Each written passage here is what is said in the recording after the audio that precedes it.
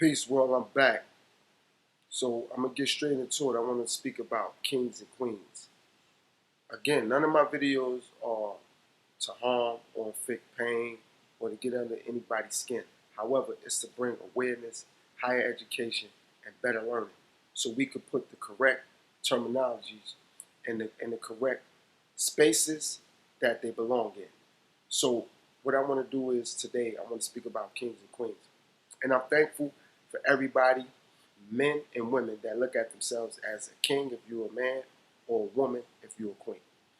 And again, bless everybody that see themselves in a high regard. However, a lot of times, when you say you're a king, you have to be well-rounded with that. Don't box yourself in because it sounds good to say you're a king, maybe because you living like that in your community, and that's great.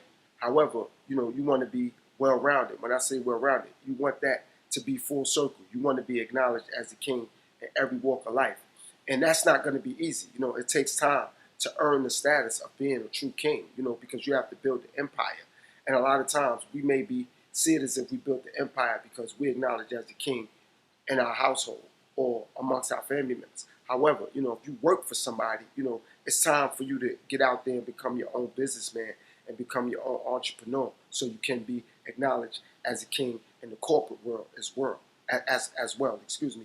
And if you are acknowledged as a king in the corporate world, so the next thing would be you need to be working on that from the family aspect. So you need to be well-rounded. You need to be looked at as a king in all aspects of your life before you can say you're a king. Same thing if you're a queen. You need to be looked at as a queen in all aspects of your life, and with your career, with your family, among civilization, and also how you conduct yourself.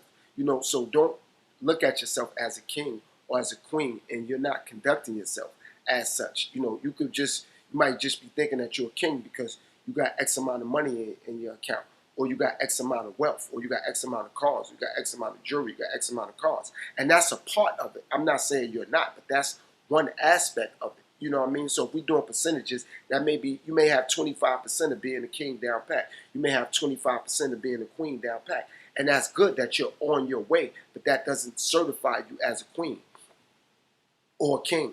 And another thing we have to understand is that when you're looking at it from the real life aspect, okay, I'm going to take the chessboard.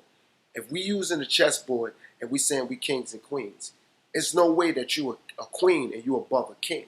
And if you are a queen, you have to be able to uplift the king. So that means that you have to stand behind the king a lot of times to be acknowledged as a queen. And I'm not saying it to put you down as a woman as being a queen, but that's how it works. If I'm just going to use the chessboard and I'm looking at life. So at the end of the day, to make yourself a queen, you have to hold up a king. You don't bring the king down to lift yourself up to be a queen. And if you're the king, you don't put the queen down to keep yourself lifted up as the king. I'm going to say that again. If you're the queen, you have to hold up the king to be looked at as a queen. And if you're the king, you don't put the queen down to be uplifted to be a king. No, you keep the queen where she belongs. And if you're a queen, you keep the king where he belongs. So everybody has a position to play to become who they saying that they are. So I'm going to say that again. If you're a king, you don't put the queen down. And if you're a queen, you have to uplift the king. And you don't pull the king down to lift yourself up as higher status to become a queen. It doesn't work like that. And you don't put the queen down to become a king. No, you work on this. You earn your status quo. So if you're saying you're a king, again, it's a position that you have to hold and you have to play to become that king. And you have to be well-rounded. There have to be various different aspects in your life that you can say, well, yeah, I'm a king. And it's not only have to do with money. It's not only have to do with status.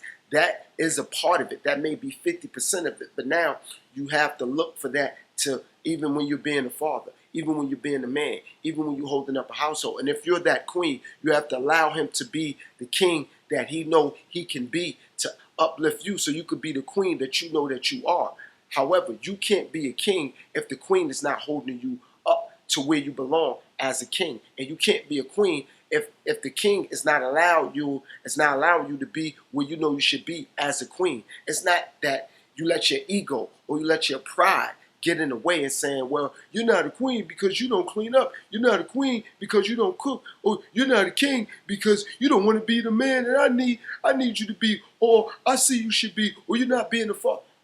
You don't know how to be a king if you're a queen. And you don't know how to be a queen if you're a king. See, you have to separate the two. So if you don't know what it's like to be a queen, how can you tell somebody what it's like to be a queen? If you're not a king, how you going to tell somebody what it's like to be a king? So I'm saying, if you're a woman and you know what it's like to be a queen, stay in your position as the queen and allow the king to be the king. Same thing if you're the king.